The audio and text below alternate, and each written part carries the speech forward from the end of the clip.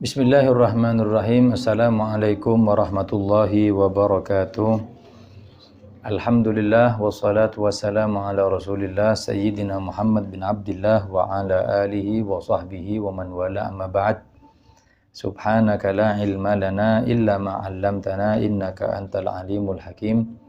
Rabbi shrah li sadri wa yassir li amri wahlul 'uqdatan min lisani yafqahu qawli. Amin ya rabbal alamin. Kita melanjutkan taklim kita di dalam kitab Al-Wasaya An-Nafi'ah. Wasiat-wasiat yang bermanfaat karangan Al-Habib Al-Imam Abdullah bin Alawi Al-Haddad. Mudah-mudahan Allah beri kepada kita barakah beliau, barakah keilmuan beliau. Amin ya rabbal alamin. Kemarin sempat kita bahas tentang was-was dan macamnya. Ada 6 apa 7 itu. Bahkan disebutkan wasabilal khalasi minal waswasati, beliau memberikan solusi agar orang itu tidak terjangkit penyakit waswas. Wasabilul khalasi minal waswasati, dan cara menghilangkan waswas ayyanzural insan. Manusia itu harus tahu penyakit waswasnya itu yang nomor berapa. Kalau kemarin yang pertama sampai ke al-i'tiqad, sampai ke urusan keagamaan atau ragu dengan adanya Allah, imannya sangat tipis. Kata beliau, fa in kana alladhi yuwaswisu fihi mimma yuqta'u bi fasadihi, sekiranya terjangkit waswas itu penyakit yang ketika kau biarin tambah binasa dirimu, wa dzalika contohnya kasyakki fillah, ragu dengan keberadaan Allah. Parah ini berarti. Ya. Kalau kita ngomong sama orang yang belum muslim, belum Islam, nggak ada masalah. Tapi orang Islam hidup di lingkungan muslim masih bertanya-tanya, di mana Allah ini?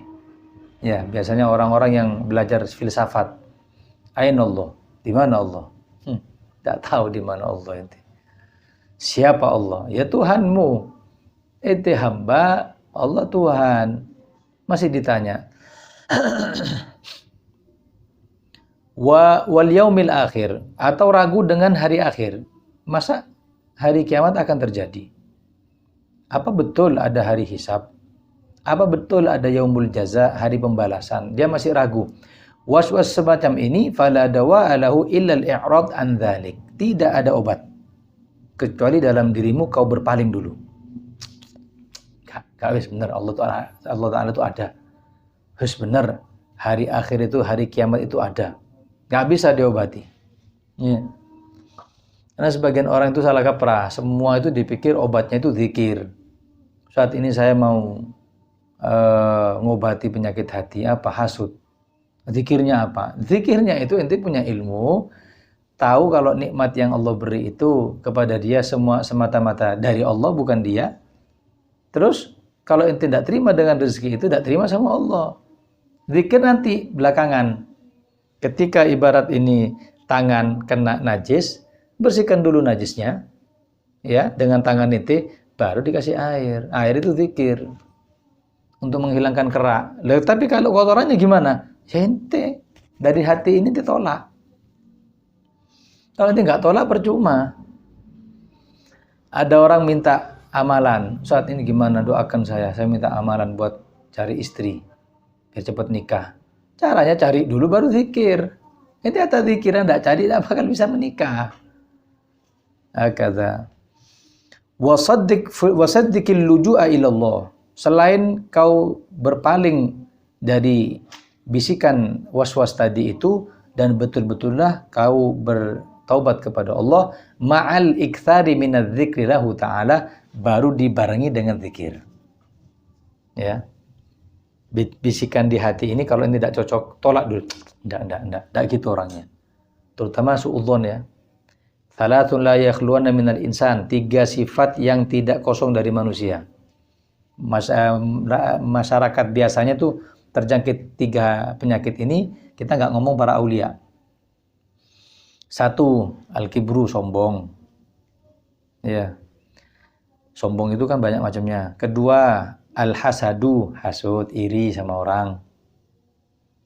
3, suudzon, buruk sangka kepada orang lain. Untuk mengobati 3 ini, caranya dari diri kita dulu tolak. Sombong. Ingat. Ini sombong apanya? Innaka lan takhriqal arda wa lan tablughal jibala tula. Kau nggak bisa menyelami lautan. Kau nggak bisa meluk gunung. Ente siapa? Baru punya harta dikit sudah sombong. Nah, itu caranya ente nasihati diri sendiri. Ya. Karena obat paling mujarab itu ketika orang mu'tarif. Orang yang mengakui dirinya kekurangan. Dan itu sulit. Sulit itu penyakit itu. Terus hasud. Mana kok hasud sama fulan ya? Setiap dapat rezeki, hati itu tidak tenang. Itu penyakit sekarang. Obatnya apa? Zikir belakangan, tolak dulu. Jangan. Ibarat undian dikocok yang keluar nomornya itu, masa anak mau iri? Iya, Allah milih dia kok, bukan milih anak. Terus, kalau anak mau iri sama Allah. Gak terima sama Allah, gak boleh.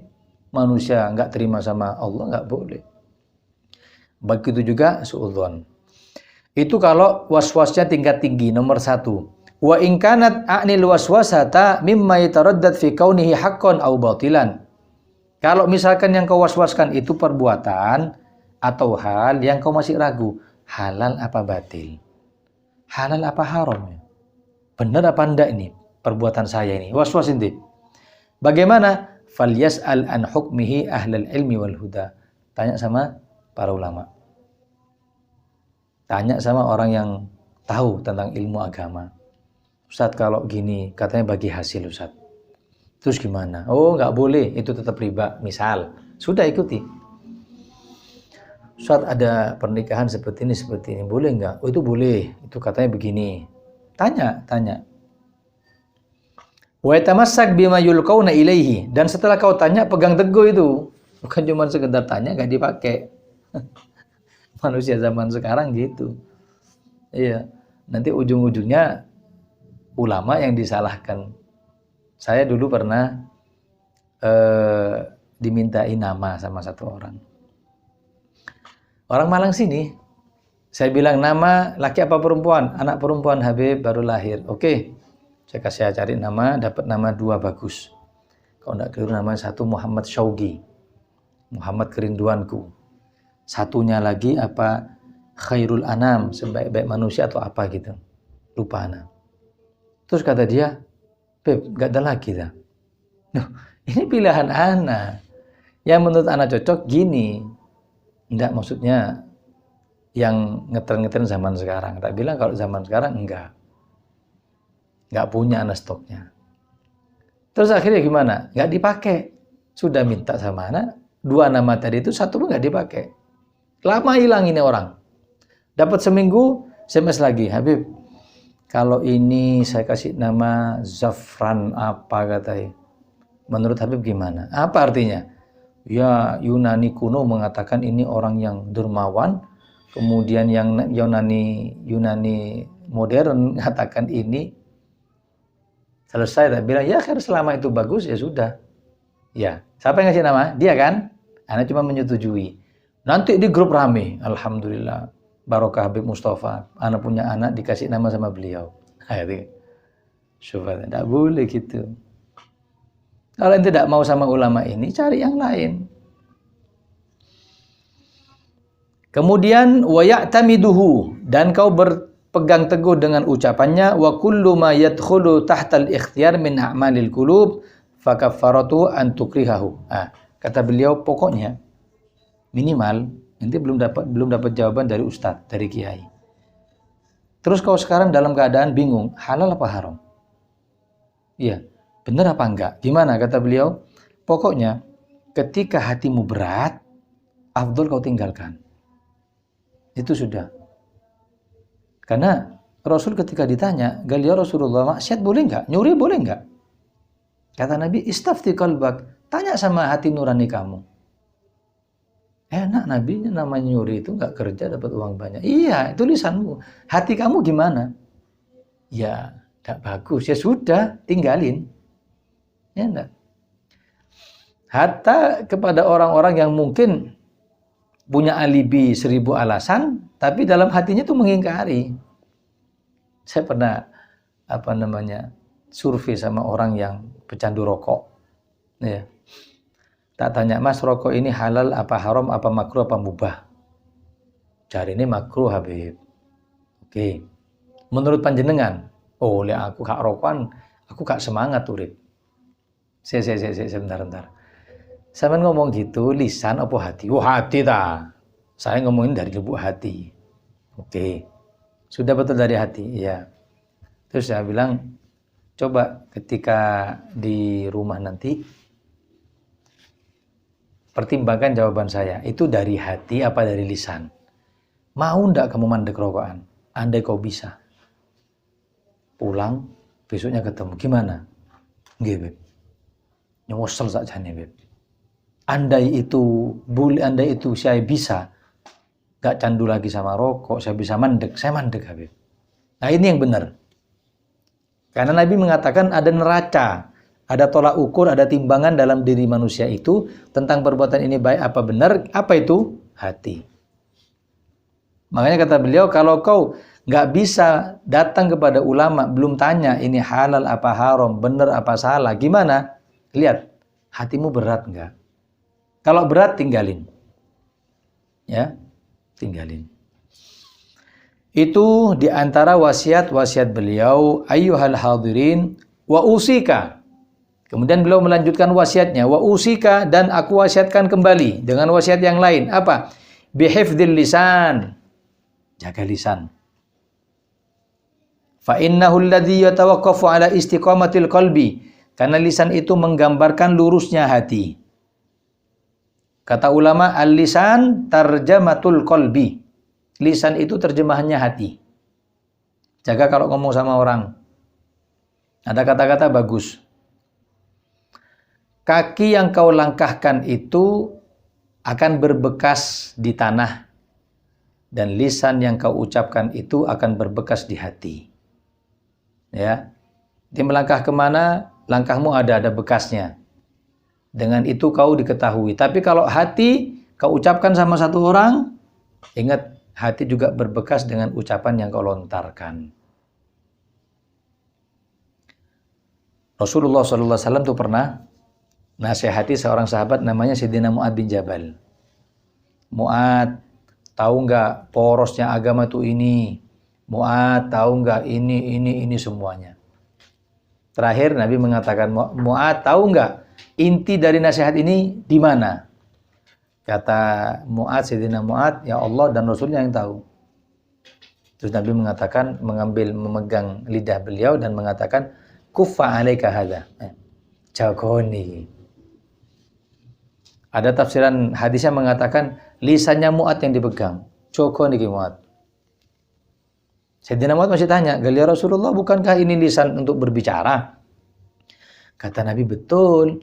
Tapi berapa banyak orang tergelincir masuk ke kerak neraka gara-gara lisan.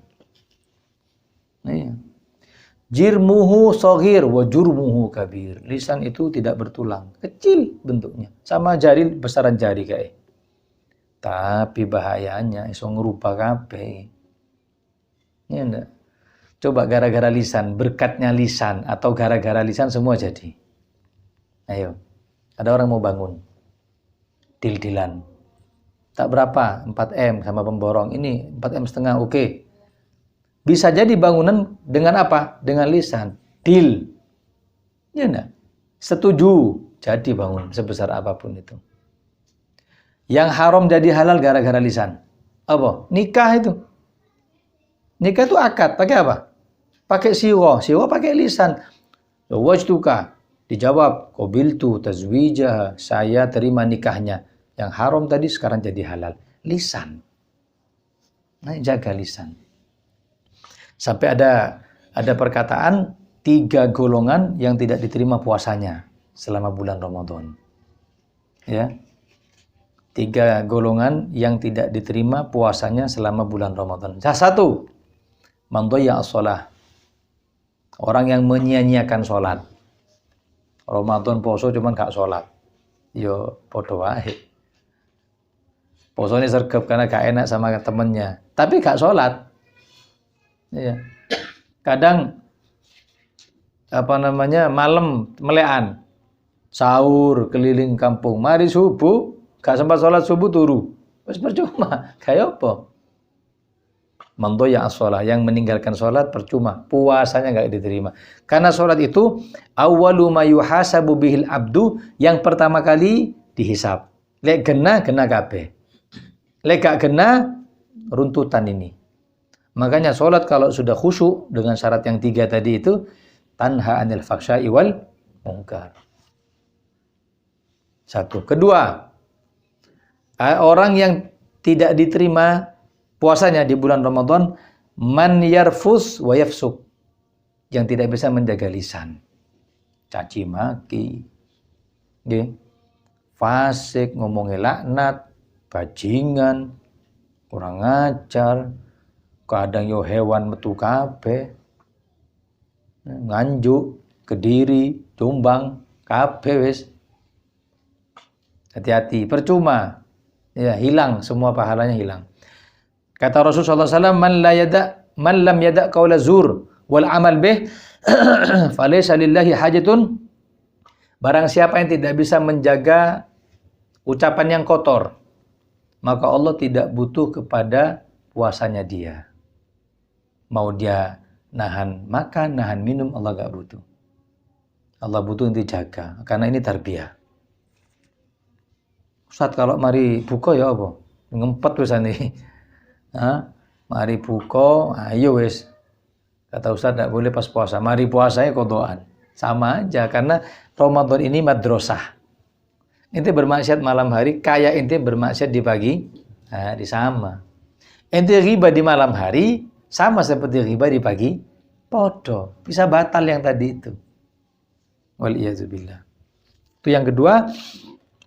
Yang ketiga, berada di dalam hadis Nabi, khamsun yuftirna shaim, 5 yang membatalkan pahala puasa. Maknanya puasa, cuma gak keterima. Kalau bayaran nih, gak ada pahalanya. Apa yang 5 itu? Bohong, ghibah, adu domba, sumpah palsu, melihat kepada yang diharamkan. Jadi 3 poin besar, yang ketiga ada 5. Apa? Bohong, ghibah, namimah, adu domba, wal yaminul kadzibah, sumpah palsu, terus wan nadhuru bi syahwah, melihat kepada yang diharamkan. Wa huwa kama qala ba'dul hukama, sebagaimana yang diucapkan oleh sebagian ahli hikmah, al-lisanu sab'un. Lisan itu binatang liar. In habistahu harasak, kalau kau bisa menjinakkan, dia jaga kamu. Wa in arsaltahu iftarasak, kalau kau cul, kau biarin itu, binatang buas itu, dia akan menyerang kamu. Ya enggak? Terjadinya 212 gara-gara apa? Lisan, Pak. Ngumpulin berapa ribu orang gara-gara lisan kepleset. Iya. Meskipun minta maaf, meskipun klarifikasi, apalagi. Makanya Nabi ketika malam Isra wal Mi'raj diperlihatkan ada satu hewan, thaur. Thaur itu semacam kerbau atau sapi keluar dari lubang kecil. Ketika keluar sapi besar ini mau kembali lagi ke lubang nggak bisa. Nabi tanya, "Maha ula ya Jibril?" Apa itu Jibril? Kata Jibril, perumpamaan umatmu. Apa? Salah ngomong. Keluar dari lisannya kecil, ucapan yang besar. Nyesel dia. Mau ditarik kembali tidak bisa. Makanya ada slogan apa? Kalau hati sudah tersakiti, kemana obat mau dicari? Salam. Betul kalau sudah sakit hati nanti wallah. Meskipun selamat, ya sepurang ya. Oh, sepurang ini kan. Tak bisa. Hati-hati dengan lisan. Falyakul khairan aw liyasmut, kata Nabi, kalau bisa ngomong baik ngomong, kalau enggak diem. Kalau enggak diem aja. Lah lisan itu dulu sampai sekarang, kalau sekarang ketambahan apa? Jari. Hati-hati dengan pendapat-pendapatmu di media sosial. Karena itu utusannya lisan. Hati-hati. Al-kitabatu ahadul lisanaini. Tulisan itu separuhnya lisan. Kalau mau komentar, komentar yang benar. Kalau enggak, kamu bisa menjadi dosa jariah. Iya. Apa kata Nabi? Al-Muslim man salimal muslimuna min yadihi min lisanihi wa yadihi. Muslim hakiki itu orang lain bisa selamat dari lisannya dia dan apanya? Tangannya. Sekarang ini ada sedikit permasalahan agama, ikut komentar. Menurut hemat saya, waduh hemat tok. Sebenarnya Islam itu, sedangkan yang dia tulis pengaruh kepada orang, dan itu salah, diikuti sama orang, kau dapat dosa dan dosa yang kau ikuti itu. Orang-orang yang ikut kau itu. Jariah. Gara-gara lisanmu yang diwakili oleh tangan. Hati-hati. Nah, iya. Ada postingan satu guru memarahi muridnya secara syariat, betul murid salah. Masuk komentar, dibilang saya kira gurunya terlalu ekstrim ya. Dijempoli satu, terus viral. Akhirnya ustadz atau guru yang mendidik menjadi salah yang awalnya benar. Terus siapa yang salah? Yang komentar. Sing melok, sing ngejompoli. Kata Rasulullah, barang siapa terjadi pembunuhan di ufuk barat, dibantu oleh separuh kalimat di ufuk timur, maka yang ufuk timur nanti dibangkitkan menjadi pembunuh sama seperti ufuk barat. Kenapa? Ridho, dukung, bantu dengan jempol lah. Hati-hati. Hati-hati.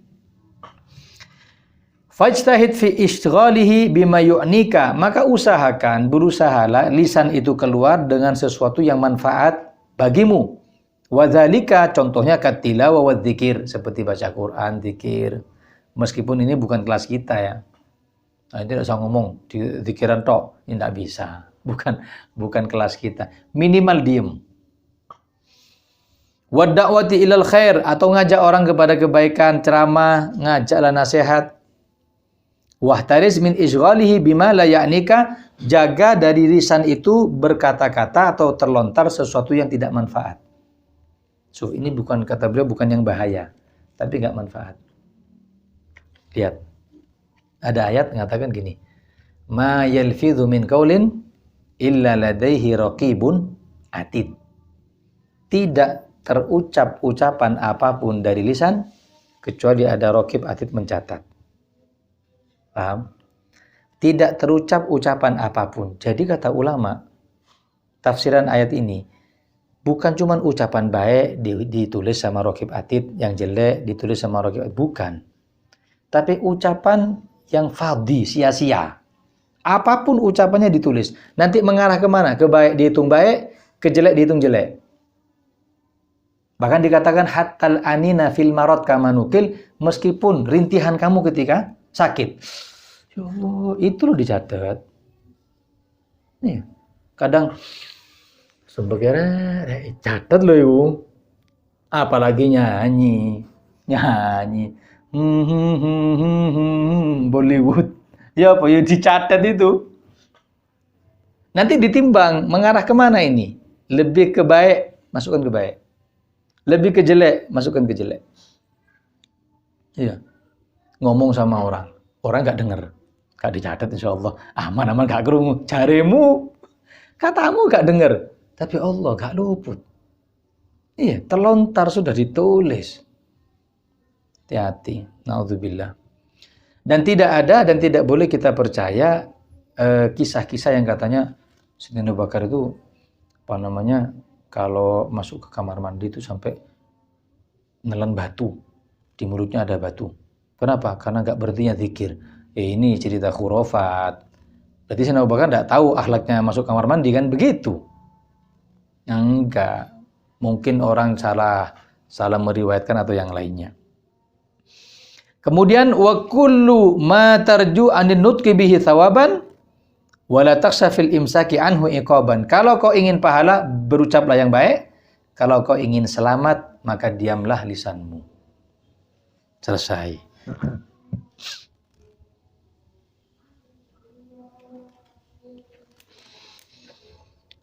Walahu. Nah, sekarang nasihat lain lagi dari beliau, Al-Imamul Haddad. Walahu ani al-ishtighal bima la ya'ni qaulan kana au fi'lan. Saya wasiatkan kepada kamu, hati-hati dengan sesuatu yang sia-sia. Mau ucapan, mau perbuatan, Kayak sekarang nongkrong, main game. Yang bilang game haram itu siapa? Nggak ada. Kalau dulu di kitab fikih namanya main satronji. Satronji itu catur. Kenapa kok makruh hukumnya? Karena doyak lil waget. Waktunya habis kena ini. Didelok tok. Yo, barang mati. Maju boga sih dipikir sih. Yo. Habis waktu inti gara-gara ini. Sekarang enggak memperhatikan cuma terus Mobile Legend ini. Terus. Gimana? Mana yakni sesuatu yang enggak manfaat. Kata beliau, walahu di hal yang tidak manfaat itu afatun, ada bahaya-bahaya. Satu, minha at-ta'arrudu lil wuqu'i fil mahdzur, bisa terjerumus kepada hal yang sifatnya haram. Ya. Kenapa? Sudah hal yang semacam itu bisa bisa menyebabkan waktunya habis. Kalau sudah waktu habis, diem, setan masuk. Setan merusak. Makanya 3 hal. Kalau kau tidak manfaatkan, dia akan keluar ke jalan yang buruk. 3 hal, kalau kau tidak memanfaatkan, dia akan keluar ke jalan yang buruk. 1. Waktu. Ya. Inti waktu tidak memanfaatkan dengan cara yang baik, dia akan mengajak kepada kejelekan. Gak langsung. Ya, gak langsung. Orang kalau sudah waktu gak diatur, pengennya apa? Refreshing. Apa deh gini? Refreshing yuk, refreshing. Ketika refreshing, wisata mulai. Wah, enak lho ngombe nih. Kalau ada minumnya enak, sama perempuannya ini enak, lah kan? Ketika kau tidak menempatkan waktu kepada yang baik, dia akan nutut kepada yang jelek. Itu. 1. Kedua, harta. Kalau harta kau tidak manage, kau tidak atur kepada yang baik, dia akan nuntut kamu kepada yang sia-sia dulu, baru kepada yang jelek. Sampai ada perkataan, barang siapa yang membeli sesuatu yang tidak manfaat, suatu saat akan menjual sesuatu yang manfaat. Sekali hutang, tuku sepeda motor, sudah punya, beli lagi. Kadang beli mobil sport, punya 1, beli 3, 4, 5. Butuh duit, gimana? Sak rumah itu dol, kan? Makanya harta ini di manage, diatur sebaik mungkin. Ada perkataannya Habib Hasan Baharun, pendiri Dalwa itu, Pondok Dalwa, bagus. Ini bagi kita orang-orang yang bangun pondok.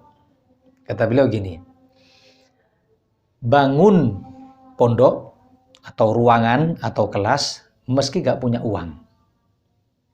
Ya. Bangun kelas pondok meski gak punya uang. Tapi gak usah bangun ruangan kalau gak butuh. Meskipun punya uang. Paham? Masuk? Jadi bangun ketika tidak punya uang, bismillah bangun. Kenapa? Allah akan bantu. Ketika ente nyekel duit, nggak butuh sama ruangan, ente bangun, ojo. Kenapa? Takut nanti ada ini, ada itu, pengeluaran mendadak atau apa. Maka jangan bangun ruangan, ya, ketika kau tidak butuh meskipun punya uang. Enak kan ya? Pinter. Itu yang kedua. Kalau tidak dimanfaatkan akan memanfaatkan. Yang ketiga ini paling penting. Apa? Anak. Anak gak inti setir, gak inti didik, gak inti arahkan kepada yang baik, dia akan mengarah kepada yang buruk. 3 ini. Coba anakmu. Tak jadi apa kan? Arahkan. Anak ini titipan dari Allah. Kayak kita punya rida, serban. Anak mau ke kamar mandi, yang titipkan ke inti. Keluar dari kamar mandi, rusak, lusuh kabeh. Iya, kotor semua serban. Marah enggak anak? Marah. Dititipi kok gak amanat gitu. Lalu bagaimana dititipi anak? Keluarnya fitro, gak tahu misu-misu, rambut tinggalna. Dipegang inti 20 tahun. Besok kocar-kacir rambutnya. Kini ini merah. Kini ono antingi. Lah yuk. Gak kotor lah itu. Lisan gak tahu misu tiba-tiba 20 tahun dipegang kita, pintar miso. Ketika nanti dipertanggungjawabkan di hadapan Allah mau ngomong apa gitu. Iki biyen tak titipno nang awakmu resik sean. Saiki kok lusu kabeh ya Allah. Na'udzubillah. Maka 3 itulah kalau kita tidak memanfaatkan yang baik akan menjadi kepada yang buruk. Pertama apa? Waktu. Kedua, harta. Ketiga, anak. Wa minha, di antaranya juga bahaya ketika kita melakukan hal-hal yang sia-sia. Tadyi'ul waqti fi ghairi nafi'in, menghilangkan waktu, nyanyiakan, main game. Wis tuwe putu wesan. Sering ana lihat. Duduk nunggu giliran, mbok di rumah sakit, di PLN atau di mana.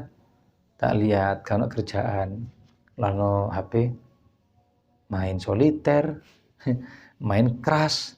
Udah tak lihat sebelah putu nih. Gak izin dah ini. Biar tak stres itu ngaji. Hanya dirusak oleh pemikiran barat. Jangan ngaji terus, tambah gandeng ente. Ini loh wisata, refreshing pakai game. Ana mau tanya, ada ndak orang tambah ngaji tambah edan? Ada. Tambah taklim, kadang anak itu disuruh taklim setelah sekolah. Waduh, saken anak. Sampai jam 1, jam 1 baru pulang, tiba-tiba suruh taklim lagi. TPG jam 3 saken, engko gendeng. Ada tambah nambah ilmu tambah gendeng. Saya ngomong gendeng. Ada ndak di manakib orang-orang soleh di kitab-kitab terjemahan biografi itu? Beliau radhiyallahu anhu dari saking banyaknya mutalaah di akhir hayatnya gila. Ada ndak begitu? Ada. Imam Sya'roni umur 60 tahun. Masih hafal kitab. Masih ngafal no kitab. Dan hafalannya masih kuat. 60 loh, Pak. 60 guys model tabarukan doa wes, gak usah ceramah, gak usah apa. Bagian Al-Fatihah ngono wes. Ini masih kuat hafalannya. Nggak gila. Nah, kita dirusak ini pemikiran. Habib Abu Bakar Ad-Dini itu punya kitab. Namanya Fikih Tahawulat. Itu membahas tentang bagaimana paradigma yang dirusak oleh barat. Cara berpikir. Pelan-pelan. Dan semua sudah mereka sukses. Semua sudah sedunia tadi itu sudah dirusak. Nambah ibadah kesel. Ya, nambah taklim iso gila. Sedekah yang manfaat yang disedekahi salah. Orang kalau bersedekah, anak sedekah sama ahli. Yang manfaat apa? Anak. Seharusnya yang makasih saya. Kenapa? Harta saya diselamatkan. Akan saya ambil manfaatnya nanti di akhirat. Ini ndak dirusak. Enak kon dibantu sama Habib. Loh, sing enak Habib toh. Nah, itu paradigma dirusak ya kan? Akhirnya ketika ada rusaknya seperti itu, orang mau nyumbang mikir, enak ya gak kerja oleh bantuan. Loh, sing enak awakmu. Ente yang enak itu. Gitu. Nah, semuanya ini kata beliau mulai dari gamenya, fashionnya, foodnya, semua sudah dirusak dan mereka sukses. Tanpa disadari, kadang masuk atas nama Islam. Sukses mereka. Semua dibahas sama beliau. Bagaimana rusaknya moral. Pertama enggak. Gak langsung kurang ngajar sama orang tua. Guyon dulu. Ya enggak. Kayak sekarang di Instagram. Ataupun di TikTok. Ya. Ada orang tiba-tiba nggak pamit sama istrinya main tenis. Tiba-tiba lihat HP-nya 35 kali panggilan tak terjawab. Bojone. Sambil update status, suamiku gini-gini. Bingung dia. Bingung. Terus pulang minta maaf sama istrinya. Istrinya ngambek. Ini juga penanaman paradigma. Nunjukkan kalau laki-laki itu harus patuh sama perempuan. Gitu caranya dulu dibuat guyonan. Sampai akhirnya benar, sampai ada videonya, ada filmnya apa? Suami-suami takut istri. Nah, filmnya. Pelan-pelan mereka dan mereka sukses. Siapa yang mengkonsumsi produk mereka? Mayoritas orang muslim. Di negara-negara itu yang dikatakan maju teknologinya bukan pemikirannya ya. Pemikiran maju itu Islam. Kalau beli HP ditanya buat siapa Pak? Buat saya, buat kantor. Oke. Ini buat siapa Pak? Buat anak saya. Umur berapa? Umur 8 tahun. Enggak boleh. Negara bilang enggak boleh. Nanti umur 15 tahun baru boleh. Kenapa? Biar enggak rusak otaknya. Di Indonesia ya pokoknya pati yo. Iya wes perlu cucu yang masih di perut kandungan tuh kok no pisan wes. Itu Indonesia. Kemudian wa minha atharun yahsulu fil waqti, dengannya seperti itu bisa menghilangkan keberkahan waktu. Terakhir, wa bayanuhu, kesimpulannya, anna kulla harakatin wa kalimatin, setiap gerakan dan ucapan kalimat tajri 'ala dhahir, yang meskipun itu keluar secara zahir, la budda wa ayyakuna laha atharun fil qalbi. Ingat, perbuatan dan kalimat itu akan berbekas di hati. Ya, berbekas di hati orang. Fa in kana ta'atun kana atharuha nura. Kalau yang diucapkan atau perbuatan tadi itu ketaatan, yang berbekas cahaya. Wa in kanat mubahatan kana atharuha fihi qaswa. Kalaupun ucapan itu mubah, bukan maksiat ya, mubah, bagaimana? Akan berbekas itu kerasnya hati. Wa in kanat mahdzuratan kana atharuha fihi zulma. Tapi kalau ucapan perbuatan itu jelek, haram, kotor, berbekas ke hati tadi itu kegelapan. Makanya fima la ya'ni ini bahaya. Terutama disebutkan fima la ya'ni ini ngurusi orang lain. Tanya iki opo iki? Hah? Ucara be bojone. Dene lapo? Itu enggak juga termasuk keluarganya, cuman update berita aja. Kerja di Jawa Pos ya enggak. Kadang nyari, itu gimana itu? Oh iya, masuk ya. Ternyata dia pernah di penjara ya. Dene malah yakni. Ada cerita, ada anak kecil nangis. Ngelihat satu ulama anak kecil nangis, iba, kasihan. Kenapa ini? Didatangi. Gal ya walad, ma baluk? Anak kenapa ente ini? Katanya, gal ya syekh, latomani abi, barusan saya dipukul sama apa? Ditempiling. Oh, iya, dipukul. Iya. Terus, kenapa dipukul? Katanya, gara-gara ngurusi sesuatu yang bukan urusannya. Kayak antum ini sekarang. Ngurusi anak yang bukan urusannya antum. Anak juga gitu sama apa tadi? Bukan urusannya, anak ngurusi. Anak tempiling. Kata syekhnya, ya khair walad. Pinter anak ini. Marhaba, jazakallah khair. Dapat ilmuan dari ente, tidak bakal ngurusin ente. Kholas. Coba tabrakan. Duar. Sing ngerami ini siapa? Sing delok. Untuk delok sampai garai macet. Wala ente nolong, wala nelponkan ambulan. Kadang difoto. Kejadian di jalan ini, kilometer sekian, kasihan, meninggal satu, cari ini, saya cari. Waliyadzubillah. Wallahu a'lam bissawab. Kita akan melanjutkan wasiat beliau tadi itu di pertemuan berikutnya insyaallah taala.